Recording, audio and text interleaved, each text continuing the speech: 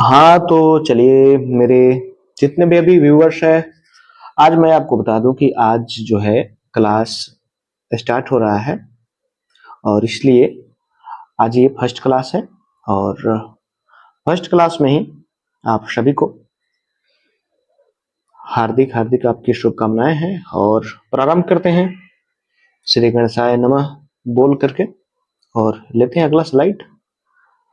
और सबसे पहले आपको मैं बता दूं कि ये जो बैच होने वाला है, आप किसी भी अगर जॉब का तैयारी करते हैं तो फिर आपको सभी प्रकार के जॉब के लिए ये अनिवार्य है। बाकी विशेषता ये बिहार टीचर का जो वैकेंसी आया हुआ है जो कि बीपीएससी एग्जाम ले रही है और नवंबर में ही फॉर्म भरा जा सकता है या फिर हो सकता है कि अक्टूबर ही में ही भर ले, यानी कि या तो अक्टूबर के लास्ट में या फिर नवंबर के फर्स्ट में भरा जा सकता है। ठीक है, तो इसके लिए तैयार रहिएगा आप लोग और ये ना सोचे कि हाँ फॉर्म फिलअप हो नोटिफिकेशन है तब से तैयारी करें। और इसके साथ साथ बिहार एसएससी का भी तैयारी दोनों साथ साथ चलेगा। और इसके अलावा अगर आप किसी और कंपटीशन का तैयारी करते हैं तो आप यहाँ पर क्लास कर सकते हैं, क्योंकि हिस्ट्री में बिल्कुल पॉइंट बाई पॉइंट पढ़ाने वाला हूँ। और हिस्ट्री नहीं, जो भी सब्जेक्ट है वो सभी सब्जेक्ट आपको इस चैनल पर मिलेंगे। तो सबसे पहले आप चैनल को सब्सक्राइब कर लें। और एक प्रॉब्लम, क्योंकि इस समय जो मेरे कुछ टेक्निकल इश्यू है जिस वजह से मैं स्क्रीन शो करके ही पढ़ा रहा हूँ, 3-4 दिन लग जाएंगे टेक्निकल जो इशू है उसको रिसॉल्व होने में। तो उसके बाद से मैं आपको बोर्ड के थ्रू पढ़ा दूंगा। फिलहाल इशू होने के कारण मैं चलिए आपको यही स्क्रीन के थ्रू ही पढ़ा रहा हूं। तो चलिए देखते हैं, बात करते हैं सबसे पहले प्राचीन इतिहास को जानने के स्रोत कौन कौन है। तो हम आपको बता दें, इसके दो स्रोत हैं, एक तो साहित्यिक है और दूसरा है पुरातात्विक। ठीक है, साहित्यिक का मतलब होता है कि जो भी साहित्य है जिसमें हमारे धर्म ग्रंथ आ जाएंगे और कुछ ऐसे रचनाएं भी आ जाएंगे जो धर्म से थोड़ा सा हट करके है। और दूसरे नंबर पर आ जाएंगे पुरातात्विक। पुरा मतलब होता है पुराना और तात्विक मतलब तत्व यानी कि वस्तुएं, पुरानी वस्तुएं जो हम पुरातत्व के रूप में प्राप्त करते हैं। जैसे कि मान लीजिए कि पृथ्वी को जो हम जब हम उसको उसका खनन करते हैं तो उसके नीचे से जो पुराने समय की जो तत्व निकलते हैं अर्थात वस्तुएं निकलते हैं वे पुरातत्व के अंतर्गत आते हैं। तो सबसे पहले बात करते हैं यहाँ पर साहित्यिक स्रोत की। तो साहित्यिक स्रोत की बात करें तो ये भी आपको दो प्रकार के हो जाएंगे। एक धार्मिक स्रोत, जैसे कि मैंने आपको बताया, जिसमें आपको हो जाएगा वेद हो जाएगा, पुराण हो जाएगा, अरण्यक हो जाएगा, ब्राह्मण ग्रंथ वगैरह ये सब आ जाएंगे। जैसे कि आपको कुछ बौद्ध ग्रंथ भी हो जाएंगे, आपको अलग अलग प्रकार के ग्रंथ मिल जाएंगे और ये सभी के सभी धार्मिक स्रोत में आ जाएंगे। और कुछ हो जाएंगे गैर धार्मिक स्रोत जो कि धर्म से हट करके होंगे। ठीक है, तो सबसे पहले बात करते हैं धार्मिक साहित्य की, क्योंकि धार्मिक स्रोत हो या गैर धार्मिक स्रोत हो ये साहित्यिक स्रोत के अंतर्गत आएंगे। तो साहित्यिक स्रोत दो प्रकार के स्रोत मिलते हैं, धार्मिक और गैर धार्मिक। तो लेते हैं धार्मिक साहित्य में और सबसे पहले बात करते हैं वेद की। वेद जिसे कि आप सभी लोग परिचित हैं और हम कह सकते हैं कि वेद का अर्थ होगा महत ज्ञान। महत मतलब बहुत बड़ा ज्ञान, और जिसे हम कह सकते हैं कि पवित्र ज्ञान भी एवं आध्यात्मिक ज्ञान। अर्थात वेद में क्या क्या मिल सकते हैं आपको, महत ज्ञान मिल सकते हैं अर्थात पवित्र एवं आध्यात्मिक ज्ञान मिल सकते हैं। तो ध्यान समझिएगा, एक एक लाइन आपको ठीक से समझने की जरूरत है, क्योंकि पूछ सकता है कि वेद का अर्थ क्या होता है। तो ऑप्शन में महत ज्ञान भी हो सकता है, पवित्र ज्ञान भी हो सकता है या फिर आध्यात्मिक ज्ञान भी हो सकता है। तो कुल मिला के बोले तो वेद से हमें क्या क्या मिल रहा है, महत ज्ञान, पवित्र एवं आध्यात्मिक ज्ञान। वेदों की संख्या की बात कर लें तो वेदों की कुल संख्या आपको 4 है, और आप जानते हैं ऋग्वेद, सामवेद, यजुर्वेद एवं अथर्ववेद। तो कुल मिलाकर के 4 वेद हैं। इन चारों वेदों के बारे में हम बृहत रूप से अध्ययन करेंगे, लेकिन फिलहाल में जो 3-4 क्लास चलने वाले हैं ये थोड़ा सा टफ होगा। और अगर इसे समझ गए तो फिर समझ लीजिए कि आपको आने वाले क्लास में कोई भी समस्या होने वाला नहीं है। तो इसको देख लिया जाए। इतिहास को जानने के लिए हम मुख्यतः दो प्रकार के स्रोत को अपनाते हैं, साहित्यिक स्रोत और पुरातात्विक स्रोत। साहित्यिक स्रोत वह स्रोत है जो हमारे धर्म ग्रंथ या फिर अन्य स्रोत पर, अन्य लिखित साहित्यों पर निर्भर करता है। पुरातात्विक वह स्रोत है जो धरती के खनन से कुछ हमें स्रोत प्राप्त हो जाते हैं, जैसे कि बहुत सारे आप बुद्ध के काल का अलग अलग प्रकार के अभिलेख हमें मिला हुआ है, और उन अभिलेखों के द्वारा हम उस काल के बारे में बहुत सारी जानकारियां ग्रहण कर चुके हैं। और इसमें सिंधु सभ्यता, हड़प्पा सभ्यता आदि भी आते हैं, जो कि खनन के दौरान इसकी जानकारी प्राप्त हुई थी। तो साहित्यिक और पुरातात्विक आप समझ गए होंगे। साहित्यिक स्रोत आपको दो प्रकार के हो जाते हैं, मतलब धर्म के बेस पर, और एक होता है कि अ, मतलब धर्म को हटा करके दूसरे बेस पर होता है। तो धार्मिक साहित्य में बात करें तो वेद और ये चार होते हैं, ऋग्वेद, सामवेद, यजुर्वेद और अथर्ववेद। वेद का मतलब होता है महत ज्ञान, अर्थात पवित्र एवं आध्यात्मिक ज्ञान। चलते हैं अगले टॉपिक पर, वेदांग। इससे पहले हमने पढ़ा वेद, और ये वेद के अंग है, अर्थात वेदांग वह है जिसके द्वारा वेदों के अर्थ को सरल ढंग से समझा जा सकता है। जैसा कि आप जानते हैं कि वेद जो है, वेद को थोड़ा सा समझना कठिन है, क्योंकि इसमें कठिन भाषाओं का प्रयोग किया गया है, कठिन शब्दों का प्रयोग किया गया है। तो इसे समझाने के लिए हमने, चूंकि आसानी से समझा जा सके, इसके लिए वेदांग का निर्माण किया गया। और वेद और वेदांग एक दूसरे से रिलेटेड है, आप शब्द से भी देख रहे हैं, वेद और वेदांग। वेदांग अर्थात वेदों के अंग। तो वेदों को अलग अलग अंगों में विभाजित कर दिए और उसे सरल ढंग से समझाने का प्रयास किया गया। तो वेदांग क्या है? तो वेद का ही अंग है जिसके द्वारा हम वेदों को सरल तरीके से समझ सकते हैं। अब जहां तक वेद चार है, तो यहां पर कुल वेदांग हो जाएंगे 6। ठीक है, सॉरी मिस्टेक हुआ है यहाँ पर। शिक्षा हो जाएगा, कल्प हो जाएगा, व्याकरण हो जाएगा, निरुक्त हो जाएगा, छंद और ज्योतिष। याद रखिएगा, ये वेदों के अंग है। शिक्षा है, कल्प है, व्याकरण है, निरुक्त है, छंद है और ज्योतिष है। तो कुल मिलाकर के ये 6 के 6 आपको याद कर लेना होगा। और एक चीज मैं आपको बताना चाहूंगा कि आप कंफर्मली याद करें, ये कोई जरूरी नहीं है। ठीक है, सोशल साइंस एक ऐसा सब्जेक्ट है जो कि बार बार प्रैक्टिस खोजता है, रिवाइज खोजता है। अगर आप अभी कितना हो भी अच्छा से याद कर ले, लेकिन अगर रिवाइज नहीं करते हैं तो फिर आपसे मिस्टेक होने का चांसेस ज्यादा रहेंगे। अब बात करते हैं ब्राह्मण ग्रंथ के। ब्राह्मण ग्रंथ अर्थात वेदों के, देखिए कोई भी रचना जो है दो प्रकार के होते हैं, एक गद्य रूप का होता है और एक पद्य रूप का है। आप लोग पढ़े होंगे हिंदी में भी गद्य खंड और पद खंड।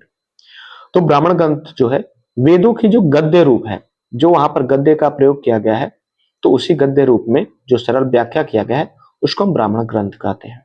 तो कुल मिलाकर के आप ब्राह्मण ग्रंथ को समझ सकते हैं किस रूप में? गद्य के रूप में। ठीक है, अरण्यक क्या है? तो अरण्यक का मतलब होता है जंगल। जैसे कि रामायण में अरण्य कांड एक होता है, अर्थात जब राम जी अयोध्या से जाते हैं कहा?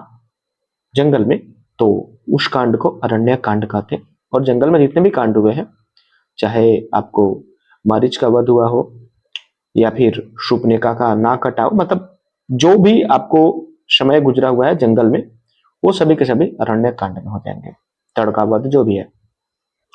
तो यहां पर अरण्यक कांड नहीं है, अरण्य कांड से मैं समझाया हूं कि अरण्य मतलब जंगल होता है। ठीक है, और इस प्रकार जिसकी रचना जंगलों में की गई उसे अरण्य ग्रंथ कहते हैं। मतलब कि ऋषि मुनि जो हुआ करते थे, तो जो जंगलों में वे ग्रंथों का निर्माण करते थे, उन्हीं ग्रंथों को हमने अरण्यक कहा। यह अरण्यक यानी कि अरण्यक, यह ब्राह्मण ग्रंथ का अंतिम हिस्सा भी है। चूंकि आप देख रहे हैं कि ब्राह्मण ग्रंथ ये गद्य रूप में की गई है और सरल व्याख्या के लिए इसका प्रयोग किया जाता है। ठीक है, यानी कि ब्राह्मण ग्रंथ में जो व्याख्या किया गया है वो आपको सरलतम रूप में मिल जाएगा। ठीक है, एक एक पॉइंट आपको समझने की जरूरत है, क्योंकि जब आप जॉब में बैठेंगे तो रटा रटाया हुआ चीज कम, लॉजिकल प्रश्न ज्यादा आते हैं। जैसे कि दे देगा आपसे आपसे प्रश्न पूछ लिया जाएगा कि निम्न में से सरल व्याख्या किस ग्रंथ में मिलता है? आपको ब्राह्मण ग्रंथ दे सकता है, वेदांग दे सकता है, वेद दे सकता है।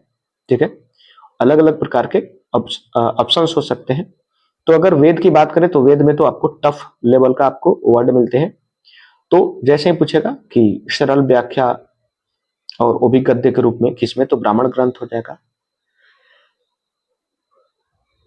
अरण्य क्या है ये तो समझ रहे हैं। इसका जो रचना हुआ है वो कहाँ हुआ है, तो जंगलों में हुई है, और इसी कारण से इन ग्रंथों को अरण्य ग्रंथ कहते हैं।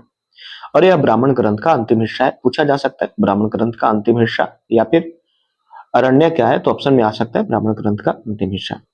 इसमें ज्ञान एवं चिंतन की प्रधानता है, याद रख सकते हैं। अगर कभी कंफ्यूज हो तो आप समझ सकते हैं जंगलों में क्या ऋषि मुनि क्या करते थे, ज्ञान की प्राप्ति करते थे। जैसे कि बुद्ध ने भी एक वृक्ष के नीचे ज्ञान की प्राप्त किया था और वहां पर ये चिंतन करते थे, इसके साथ साथ ये यज्ञ भी वहां पर करते थे। अब बात करते हैं उपनिषद। अभी तक हमने क्या क्या पढ़ा, देखिए सोशल साइंस पढ़ने का मतलब है कि हम जब भी पढ़े तो उसे पीछे से थोड़ा सा रिवाइज करते चले। अगर हम बात करें अपने प्राचीन इतिहास को जानने के, तो दो सोर्स हो जाते हैं। एक साहित्यिक सोर्स हो जाते हैं, अर्थात हमारे साहित्य से, चाहे वो रचना हो, वो रचना में चाहे वो धार्मिक हो या फिर गैर धार्मिक हो।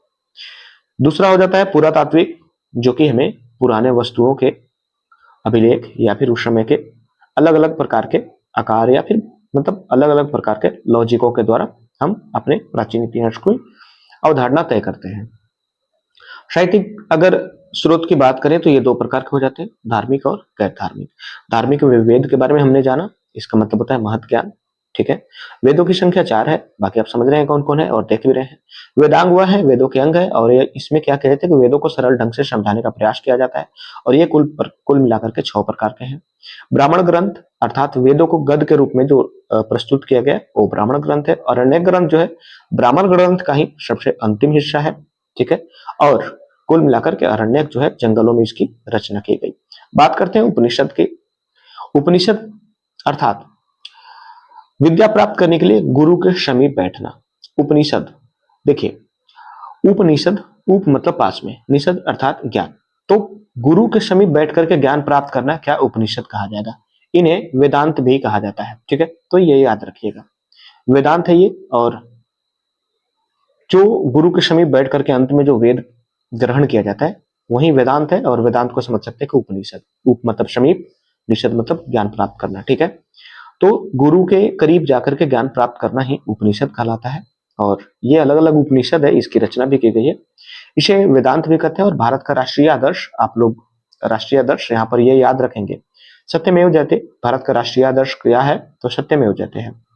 और ये पूछा जा सकता है कि सत्यमेव जयते क्या है, राष्ट्रगान है, राष्ट्रगीत है या राष्ट्रीय आदर्श है, तो ये याद रखना जरूरी है कि ये राष्ट्रीय आदर्श है। और ये कहां से लिया गया है, तो मुंडको उपनिषद से लिया गया है, मुंडक उपनिषद से लिया गया। इसको पढ़ेंगे कैसे, मुंडक उपनिषद या फिर मुंडको उपनिषद से लिया गया है, ठीक है। तोड़ेंगे इसको, जब संधि विच्छेद करेंगे तो मुंडक जोड़ उपनिषद होगा, ठीक है। तो कुल मिला के अगर हम बोले तो सत्यमेव जयते जो है उपनिषद का ही हिस्सा है, लेकिन उपनिषद के किस उपनिषद से, तो मुंडक उपनिषद से लिया गया है। और ये सत्यमेव जयते क्या है, तो भारत का राष्ट्रीय आदर्श है, ठीक है। आप देखते होंगे प्रत्येक जगह लिखा हुआ होता है सत्यमेव जयते। श्री कृष्ण का सर्वप्रथम अगर बात करें उल्लेख की बात, कि सबसे पहले श्री कृष्ण का जो है उल्लेख कहाँ होता है, तो छांदोग्य उपनिषद में, याद रखिएगा छांदोग्य उपनिषद में। अगर कभी माइंड से मिस्टेक हो जाए तो मैं प्रत्येक चीज का आपको एक ट्रिक या कंसेप्ट देते चलूंगा, जिससे कि आपको आसानी से याद हो सके। श्री कृष्ण का सर्वप्रथम उल्लेख जो हुआ था छांदोग्य उपनिषद में, अगर कभी माइंड से मिस्टेक हो जाए तो याद रखिएगा, श्री कृष्ण भगवान जो थे वो छंद मतलब जो छल होता है ना, तो छलिया थे, और इसीलिए इनका जो पहला उल्लेख मिलता है 6 से छलिया और 6 से छांदोग्य उपनिषद में, ठीक है। अगर उपनिषद की हम संख्या बात करें, कुल कितने उपनिषद है, तो उपनिषदों की संख्या 108 है। उपनिषदों की टोटल संख्या कितना है, 108 है। और यज्ञ की तुलना टूटी नाव, एक उपनिषद है जिसमें यज्ञ की तुलना टूटी नाव से किया गया है, और ये तुलना यज्ञ की तुलना टूटी नाव से कहा किया गया है, तो इसी उपनिषद में किया गया है, ठीक है। बात करें उपनिषद में उस समय के भारत की सामाजिक, राजनीतिक एवं धार्मिक स्थिति की जानकारी मिलती है। अर्थात उपनिषद में हमें मिलता क्या है, तो देखिए उपनिषद में उस समय, यानी कि जब उपनिषद की रचना की जा रही थी, ठीक है, तो उस समय के भारत के सामाजिक, राजनीतिक एवं धार्मिक स्थिति की जानकारी प्राप्त होती है। कुल मिलाकर के आपसे पूछा जा सकता है कि उपनिषद में क्या हमें प्राप्त होता है। जैसे कि इससे पहले हमने क्या पढ़ा था कि जो आपको अरण्यक है, अरण्यक में आपको चूंकि जंगल में ये काम किए जा रहे हैं, रचना हो रही है, इसलिए इसमें ज्ञान और चिंतन की प्रधानता है। तो उसी प्रकार अगर उपनिषद की बात करें कि उपनिषद में हमें क्या मिलता है, तो उस समय वर्तमान भारत के जो सामाजिक, राजनीतिक एवं धार्मिक स्थिति जो थी उसकी जानकारी हमें मिल जाती है, कहाँ, उपनिषद में। कुल मिलाकर के याद रखिएगा, अब चूंकि उपनिषद में गुरु जो है, गुरु के समीप शिष्य जो है बैठ करके और ज्ञान प्राप्त करते थे, तो उसमें ज्ञान क्या प्राप्त हो सकते हैं, सामाजिक, राजनीतिक या फिर धार्मिक।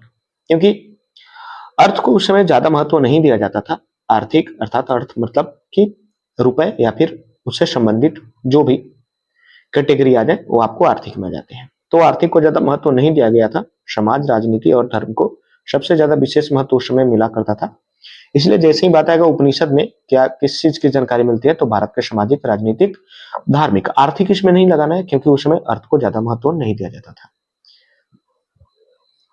अगला है महाकाव्य।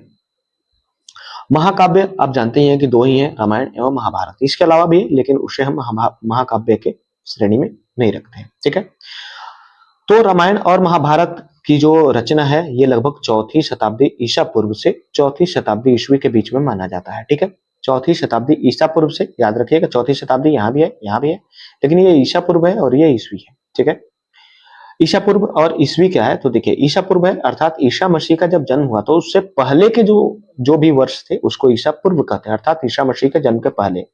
और ईस्वी कहा जाता है जब उनका जन्म होता है और उसके आगे के समय को ईस्वी में माना जाता है। ठीक है, ईसा पूर्व आपको उल्टा चलता है अर्थात रिवर्स ऑर्डर में चलता है, जबकि जो ईस्वी है ये आपको बिल्कुल सीधा चलता है। जैसे कि अगर अभी 2023 है तो अगली बार 2024 है, लेकिन अगर यही ईसा पूर्व होता तो 2023 के बाद 2022 होता, 2022 के बाद 2021 होता, 2020 होता है ऐसा। ठीक है, बात करते हैं महाकाव्य में रामायण और महाभारत है, तो सबसे पहले बात कर लेते हैं महाभारत की।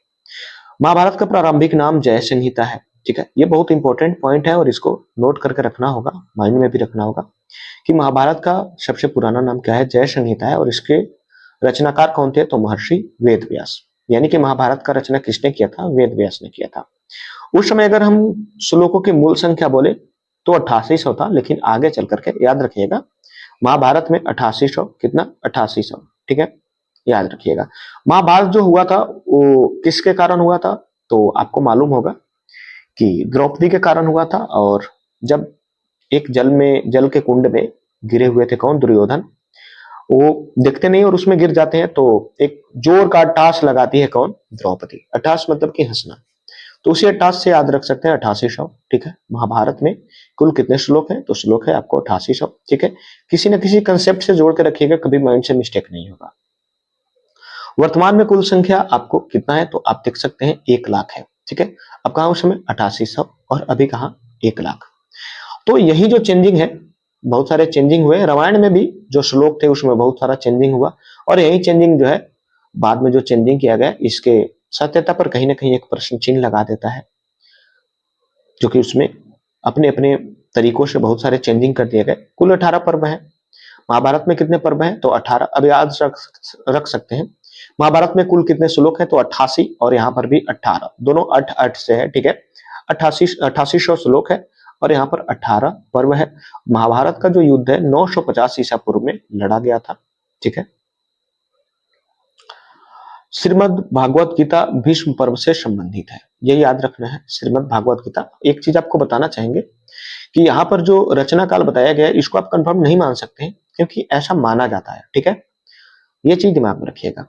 कुल मिलाकर के अगर यहाँ पर हम देखें तो 8800 श्लोकों की मूल संख्या, जो कि बाद में 1 लाख हो जा रहा है, और इसमें कुल कितने पर्व हैं, तो 18 पर्व हैं। और महाभारत का युद्ध 950 ईसा पूर्व में लड़ा गया था, और ये भी आप कंफर्म नहीं कर सकते, ऐसा अनुमान लगाया जाता है। ठीक है, श्रीमद् भागवत गीता जिसको लगभग सभी लोग जानते होंगे, ये भीष्म पर्व से संबंधित है। कुल मिलाकर के कितने पर्व है, 18 पर्व है, और उसी पर्व में से एक पर्व आता है भीष्म पर्व, और भीष्म पर्व से ही संबंधित है आपको श्रीमद् भागवत गीता। तो याद रखना है श्रीमद् भागवत गीता किससे संबंधित है, तो भीष्म पर्व से संबंधित है। और भीष्म के बारे में तो आप जानते ही हैं, महाभारत का सबसे बलवान व्यक्ति। ठीक है, तो जब भी बात है महाभारत के जो भागवत गीता है वो किस पर्व से संबंधित है, तो भीष्म पर्व से, क्योंकि हम सबसे मजबूत व्यक्ति का नाम रखेंगे। बाकी लोग कोई तीरंदाजी में, कोई किसी चीज में अलग अलग महारत हासिल किए हुए थे, लेकिन अगर अपने मौलिक अगर शरीर से बात करें तो शरीर से सबसे मजबूत भीष्म थे। और इसलिए याद रखिएगा श्रीमद् भागवत गीता किस पर्व से लिया गया है, तो भीष्म पर्व से लिया गया है। महाभारत को पांचवें वेद के रूप में भी जाना जाता है, याद रखिएगा, इसे पांचवें वेद के रूप में जाना जाता है, क्योंकि वेदों की संख्या कितने हैं? 4 है, और पांचवा जो वेद है उसे उसे किस रूप में जाना जाता है? महाभारत के रूप में, ठीक है। यह युद्ध 18 दिनों तक चला, ये सब लोग जानते होंगे, और इसे विश्व का सबसे बड़ा महाकाव्य माना जाता है, ठीक है। महाभारत जो है पूरे विश्व का सबसे बड़ा महाकाव्य है, अर्थात इतने बड़ा महाकाव्य कोई और नहीं है। नाम भी तो है महाभारत, महा अर्थात बहुत बड़ा, ठीक है। अब बात करते हैं रामायण की, क्योंकि यहां पर आपने देखा कि कुल मिलाकर के कितने महाकाव्य हैं। तो महाकाव्य तो ऐसे अनेक है, लेकिन मुख्य रूप से हम दो को ही यहाँ पर मौलिकता देते हैं, रामायण और महाभारत को। तो महाभारत के बारे में हमने जानकारी ले लिया। महाभारत में क्या क्या जानकारी लिया? तो इसका पहला नाम जय संहिता था, इसके रचनाकार वेद व्यास जी हैं, मूल श्लोक 8800, जबकि कुल श्लोक 1 लाख है। 18 पर्व है, और इसी में से एक पर्व है भीष्म पर्व, और इसी भीष्म पर्व से संबंधित है कौन? श्रीमद् भागवत गीता। महाभारत को हम पांचवें वेद के रूप में भी जानते हैं, और यह युद्ध जो है 18 दिनों तक चला था, और विश्व का सबसे बड़ा महाकाव्य है। बात करते हैं रामायण की। रचनाकार इसके महर्षि वाल्मीकि थे। कुल इसमें 24,000 श्लोक है। आगे चल करके इसके भी श्लोकों में बढ़ोतरी होता है, और इसमें भारत की राजनीतिक, सामाजिक, धार्मिक स्थितियों की जानकारी मिलती है, ठीक है। हालांकि महाभारत की बात करें तो उसमें कूटनीति वगैरह भी मिलता है। श्री कृष्ण की कूटनीति तो पूरा जग जाहिर है, ये आप जानते होंगे। लेकिन रामायण की बात करें तो रामायण में आप देखे होंगे, राम जो है एक राजा है, इसलिए ये राजनीति से संबंधित हो गया, और वे एक समाज के लिए पुरुषोत्तम है, इसलिए सामाजिक और धर्म के क्षेत्र में तो आप समझ ही रहे हैं राम कितने धार्मिक व्यक्ति थे। तो कुल मिलाकर के अगर रामायण की बात करें तो यहाँ पर भी हमें मात्र राजनीतिक, सामाजिक और धार्मिक स्थितियों की जानकारी मिलती है। और किस देश की राजनीतिक, धार्मिक और सामाजिक की? तो भारत का, ये चीज माइंड में रखना है। कुल मिलाकर के इसमें कितने, उसमें जहां 8800 थे महाभारत में, इसमें 24,000 है, ये चीज दिमाग में रखना है, ठीक है। रामायण में कितने श्लोक हैं? तो 24,000 है। कितने? 24 है। चलिए बात करते हैं आगे पुराण। पुराण की बात करते हैं, इसे भी पांचवा वेद कहा जा सकता है, और कहा भी जाता है। तो पांचवा वेद के रूप में अगर ये दोनों ऑप्शन हो, महाभारत और पुराण, तो दोनों को टिक कर सकते हैं, और या इनमें से अगर कोई एक हो तो आप एक को भी टिक कर सकते हैं। बात करते हैं इसके संकलनकर्ता कौन है पुराण के। पुराण को संकलन किसने किया? तो लोमहर्ष एवं उनके पुत्र उग्रश्रवा, अर्थात लोमहर्ष, और लोमहर्ष के पिता कौन हो गए? उग्रश्रवा हो गए, ठीक है। एक एक पॉइंट आपको माइंड में रखना होगा। पूछ सकता है लोमहर्ष के पुत्र कौन थे? उग्रश्रवा, या फिर पूछ सकते हैं उग्रश्रवा के पिता कौन थे? तो लोमहर्ष थे। और ये दोनों किसके लिए प्रसिद्ध है? तो पुराण के संकलन के लिए, ठीक है। जो भी पुराण है, 18 पुराण जो है, तो इसके संकलनकर्ता आपको लोमहर्ष और उनके पुत्र उग्रश्रवा है। इसकी कुल संख्या 18 है, ठीक है। पुराणों की संख्या कितनी है? 18 है। पुराणों की संख्या कितनी है? 18 है। और आप यहां पर देखे थे कि 108 संख्या किसकी है? 108 किसकी संख्या है? उपनिषद की, ठीक है। तो एक उपनिषद हो गए, और उपनिषद में क्या होता है? उपनिषद में क्या होता है कि गुरु के समीप बैठ करके शिक्षा को ग्रहण करना, और उपनिषद का यही शाब्दिक अर्थ भी होता है। तो उपनिषद हो गए 108। महाकाव्य तो आप समझ रहे हैं और भी है, लेकिन मुख्य रूप से हम दो को ही मानते हैं, रामायण और महाभारत को। बात करें उसके बाद से किसका? तो रामायण हो गया, महाभारत हो गया, और पुराण कितने? 18 है, ठीक है। पुराण में जानकारी किस चीज का मिलता है? तो याद रखिएगा, पुराणों में जो भी प्राचीन शासक रहे हैं उनकी वंशावली का पता चलता है। वंशावली मतलब समझ ही रहे होंगे, उस वंश में कौन कौन से राजा हुए, और उनके राजनीतिक, सामाजिक और जो धार्मिक है, इन सभी चीजों के बारे में जानकारी प्राप्त होती है।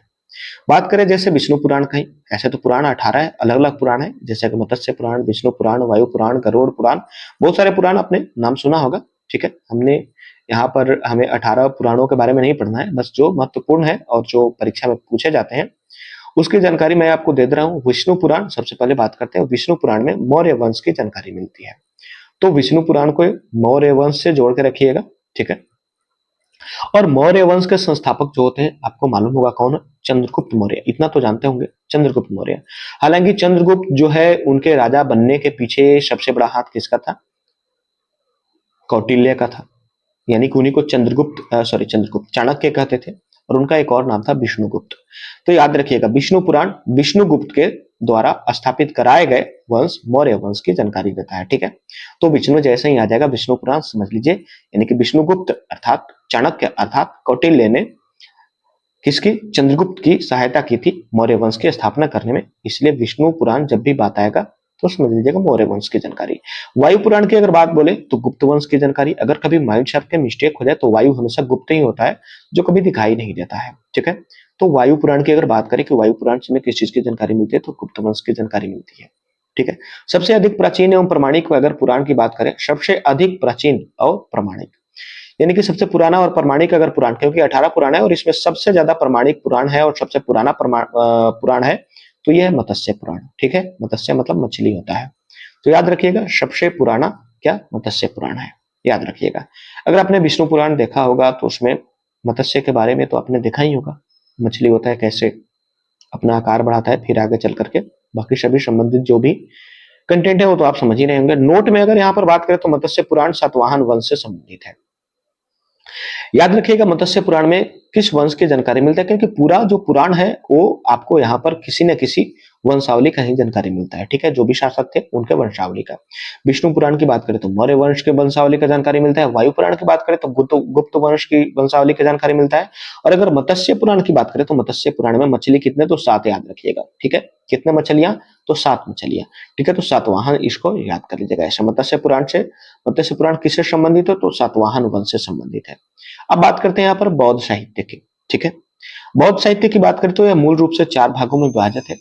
और यह है जातक, सॉरी 1 मिनट, और यह है जातक, त्रिपिटक, पाली एवं संस्कृत। सबसे पहले बात करते हैं जातक का।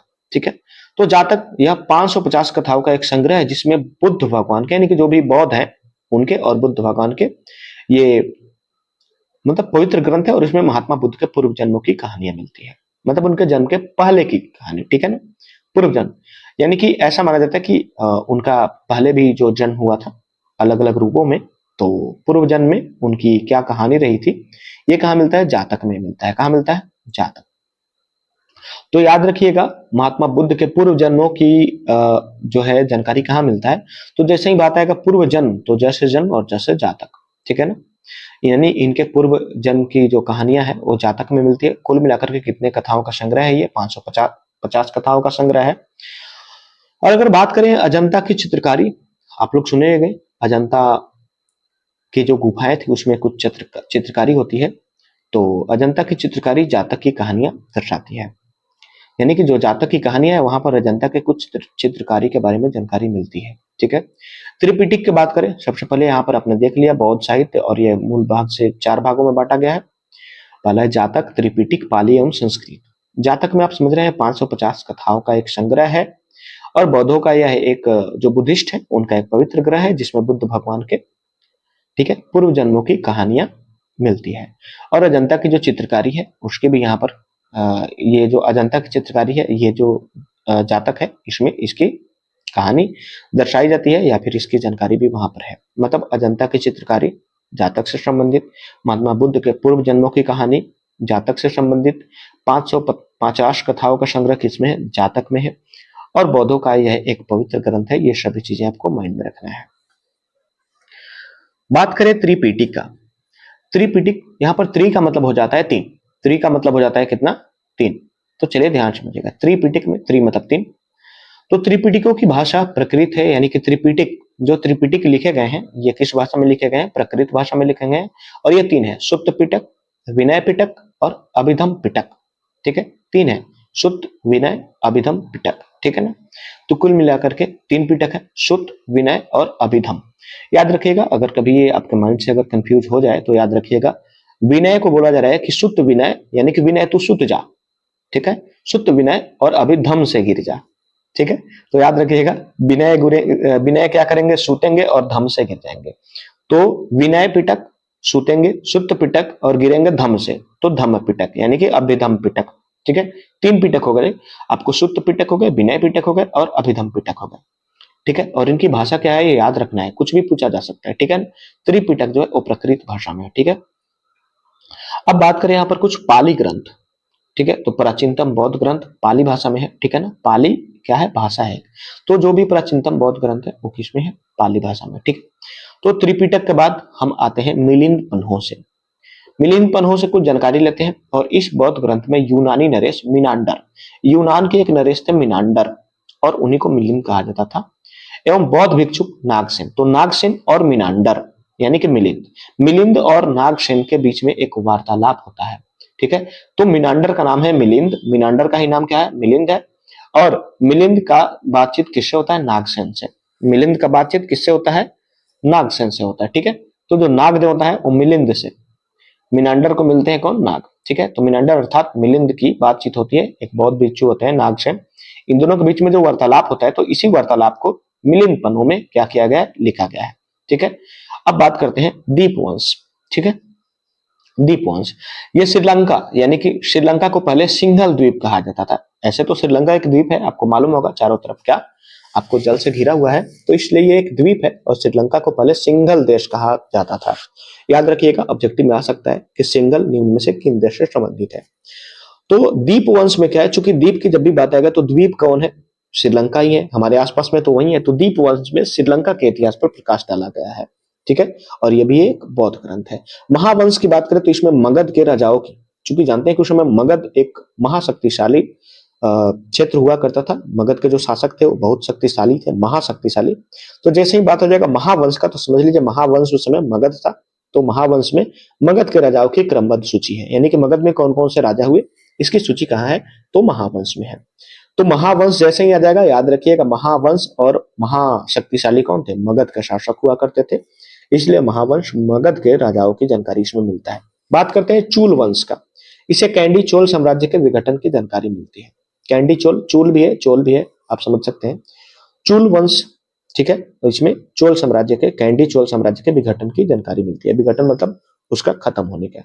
ठीक है, तो कुल मिलाकर के आज जो क्लास है ज्यादा नहीं ले पाए हैं, क्योंकि एक तो मेरा हेल्थ भी खराब है, और सेकेंड चीज ये कि थोड़ा सा टेक्निकल इशू चल रहा है, जिस वजह से लंबा क्लास नहीं ले सकते, क्योंकि स्क्रीन पर पढ़ाने से ज्यादा समझ में तो आएगा नहीं, और इसीलिए एक बार रिवाइज करा देते हैं। प्राचीन इतिहास के जानने के दो स्रोत हैं, साहित्य के रूप से या फिर पुरातात्विक रूप से। साहित्य की बात करें तो दो प्रकार के हो जाते हैं, धार्मिक और गैर धार्मिक। धार्मिक की बात करें तो वेद, और वेद जानते हैं चार है, कौन कौन है आप समझ रहे हैं। इसका मतलब होता है महत ज्ञान अर्थात पवित्र या फिर आध्यात्मिक ज्ञान। ठीक है, वेदों की संख्या 4 है, और ये चारों वेद कौन कौन है आप जानते हैं और देख भी रहे हैं। वेदांग की बात करें अर्थात वेदों का अंग, अर्थात वेदों को जब हम एक अंग के रूप में तोड़ करके और इसे सरल भाषा में अगर समझाने लगे तो वही वेदांग कहलाता है, और इसकी संख्या कुल 6 है। शिक्षा है, कल्प है, व्याकरण है, निरुक्त है, छंद है और ज्योतिष है। ब्राह्मण ग्रंथ की बात करें तो ब्राह्मण ग्रंथ जो है गद्य के रूप में है। ठीक है, और जो वेदों की गद्य के रूप में जो व्याख्या किया गया है सरल रूप में, ये ब्राह्मण ग्रंथ कहलाता है। और इसी का अंतिम जो रूप है, हिस्सा जो है, अरण्य कहलाता है। और अरण्य का मतलब होता है जंगल, और इसलिए जो जंगल में रचना की गई वो अरण्य के अंतर्गत आता है। उपनिषद की बात करें तो उप अर्थात समीप, निषद मतलब कि जाकर के, यानी कि विद्या ग्रहण करना। ठीक है, तो अगर यहाँ पर हम बात करें उपनिषद की, तो विद्या प्राप्त करने के लिए गुरु के समीप जाना, उनके पास बैठना और ज्ञान हासिल करना उपनिषद कहलाता है। ठीक है, उपनिषद को हम वेदांत भी कहते हैं, उपनिषद को क्या कहते हैं, वेदांत भी कहते हैं। और भारत का राष्ट्रीय आदर्श जो है सत्यमेव जयते, भारत का राष्ट्रीय आदर्श वाक्य कौन है, सत्यमेव जयते। ये कहां से लिया गया, तो मुंडक उपनिषद से लिया गया। और श्री कृष्ण का, चूंकि जानते हैं कि ये बहुत छलिया थे, और इसलिए ये छांदोग्य उपनिषद से लिया गया है। और इनके कुल संख्या जो भी उपनिषद है, टोटल उपनिषद 108 है। ठीक है, और यज्ञ की तुलना टूटी नाव से इसी उपनिषद में किया गया है। ठीक है, बात करते हैं उपनिषद में उस समय के भारत की सामाजिक, राजनीतिक एवं धार्मिक स्थिति की जानकारी मिलती है। ठीक है, उपनिषद में क्या मिलता है, वर्तमान समय के, अर्थात उस समय जो भारत था जब ये उपनिषद की रचना हुई थी, तो उस समय भारत के सामाजिक, राजनीतिक एवं धार्मिक स्थिति की जानकारी वहां पर मिलती है। इसमें आर्थिक शब्द नहीं आएगा, क्योंकि प्राचीन समय में अर्थ का कोई ज्यादा महत्व नहीं था। बात करते हैं महाकाव्य। वैसे तो महाकाव्य अनेकों हैं, परंतु रामायण एवं महाभारत इसमें से मुख्य है। और महाभारत की बात करें तो पुराना नाम इसका जय संहिता है, और इसके रचनाकार कौन है, वेद व्यास। और चूंकि महाभारत पूरा जो हुआ था वो अट्ठास के कारण केवल जो द्रौपदी उनके ऊपर मजाक के रूप में, मतलब उनको मजाक समझते हुए, और इतना जो अट्ठास लगा के हंसी थी, इस वजह से उसी के अगर बोले तो उसका बदला लेने के लिए ये महाभारत हुआ था। तो महाभारत में कुल आपको श्लोकों की मूल संख्या 8800 हो जाएगा। और वर्तमान में इसका बात करें तो 1 लाख हो जाएंगे, जबकि कुल इसमें 18 पर्व है, और इसी में से एक पर्व भीष्म पर्व है, जिसमें जो संबंधित है श्रीमद् भागवत गीता। ठीक है, महाभारत का युद्ध 950 ईसा पूर्व में लड़ा गया था, ऐसा माना जाता है, आप कंफर्म नहीं कर सकते, लेकिन फिर भी याद कर सकते हैं। महाभारत को 5वां वेद कहा जाता है, ठीक है। और यह युद्ध 18 दिनों तक चला था। जानते हैं कि यह विश्व का सबसे बड़ा महाकाव्य है। और बात करते हैं रामायण की तो 24,000 इसमें कुल मूल श्लोक है। आगे चलकर के इसमें परिवर्तन हुए, रचनाकार इसके महर्षि वाल्मीकि हैं। और इसमें भी भारत के राजनीतिक, सामाजिक एवं धार्मिक स्थितियों की जानकारी प्राप्त होती है। पुराण की बात करें तो जहां तक हम आपको बात करें, पुराण जो है, उपनिषद जो है 108 है, तो पुराण कितने हैं? 18 है। पुराण कितने हैं? 18 है। पुराण 18 है। और इसके जो संकलन करते हैं पुराण के लोमहर्ष और उनके पुत्र होते हैं उग्रश्रवा, ठीक है। और पुराण को भी 5वां वेद के श्रेणी में रखा जाता है। जानकारी इससे क्या क्या जानकारी मिलती है, तो जो भी प्राचीन शासक है उन्हीं की वंशावली का, जैसे विष्णुगुप्त से मौर्य वंश का, वायु चूंकि गुप्त होता है इसलिए गुप्त वंश की, और सबसे अधिक प्राचीन एवं प्रमाणिक बोले तो मत्स्य, और मत्स्य कितने थे? 7 थे, तो सातवाहन वंश का कितने मछली? मान लीजिए आप अपने माइंड में एक कंसेप्ट डेवलप कर लीजिए, मछलियों की संख्या कितनी थी? 7। तो आपको सातवाहन वंश की जानकारी मिलती है कहां से? तो मत्स्य पुराण से, ठीक है। बौद्ध साहित्य के ऊपर बात करें तो बौद्ध साहित्य भी मूल रूप से 4 भागों में इसको बांट दिया गया है, जातक, त्रिपिटक, पाली एवं संस्कृत, ठीक है। पाली और संस्कृत ये 2 भाषा है, ठीक है। बाकी आप जातक समझ रहे हैं। इसमें बुद्ध के पूर्व जन्म के आपको 500 550 के आसपास कथाओं का संग्रह मिलता है, ठीक है। और अजंता की चित्रकारी भी जातक की कहानियों को दर्शाती है। त्रिपिटक की बात करें, त्रि मतलब 3, आप समझ रहे हैं, इसमें 3 है, 3 पिटक है, सुत्त पिटक, विनय पिटक और अभिधम पिटक। कभी माइंड से मिस्टेक हो जाए तो मैंने बताया था कि विनय सुतलन तो धम से गिर गया, ठीक है। यानी कि विनय सोया, सुता तो धम से गिर गया। सबसे प्राचीनतम बौद्ध ग्रंथ आपको पाली भाषा में है, यानी कि बौद्ध जो ग्रंथ है वो सबसे पुराना बौद्ध ग्रंथ मिलता है तो पाली भाषा में मिलता है, ठीक है। बाकी संस्कृत भाषा में भी उनके कुछ ग्रंथ है, आगे चल करके हम उस पर बात करेंगे। बात करते हैं मिलिंद पनाह को, तो मिलिंद जो है मिनांडर था। मिनांडर जो कहाँ का नरेश था, ये सभी चीज आपको माइंड में रखना होगा। यूनान का नरेश था मिनांडर, पूछा जा सकता है कहाँ का था, ठीक है। और इसका बातचीत होता है नागसेन का, और इन्हीं दोनों के बीच में जो वार्तालाप होती है वही वार्तालाप आपको मिलिंद पनाह में मिलेगा देखने को कि क्या क्या बातचीत हुई थी। बात करते हैं द्वीप वंश का, तो द्वीप हमारे पास एक ही है, श्रीलंका, जिसको सिंगल द्वीप कहा जाता था। तो इसी के इतिहास पर प्रकाश डाला गया है आपको द्वीप वंश में। बात करते हैं महावंश का, तो महा तो मगध है, ठीक है। महाशक्तिशाली मगध थे, तो इसमें मगध के राजाओं की क्रमबद्ध सूची है। बात करते हैं चूल वंश का, तो इसमें चोल साम्राज्य के विघटन की जानकारी मिलती है, और चोल में भी कौन? कैंडी चोल की, ठीक है। तो कुल मिलाकर के आज क्लास यहीं पर समाप्त होता है। लेते हैं आपसे विदा, मिलते हैं अगले क्लास में, तब तक के लिए बाय बाय।